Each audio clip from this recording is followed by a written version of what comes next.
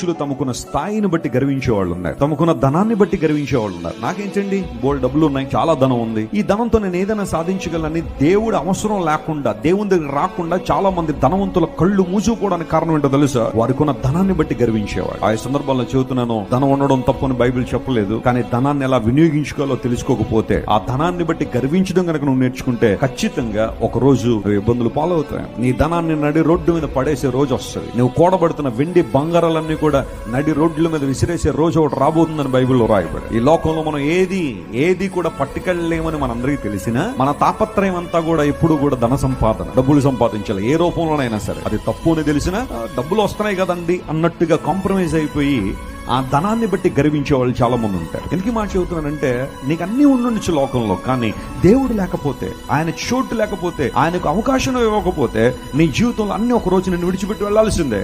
ఆఖరికి నాది అనుకున్న నీ దేహం కూడా ఒక రోజున నువ్వు తీసుకెళ్లేవని లేఖనాలు చాలా స్పష్టంగా తెలియజేస్తున్నాయి.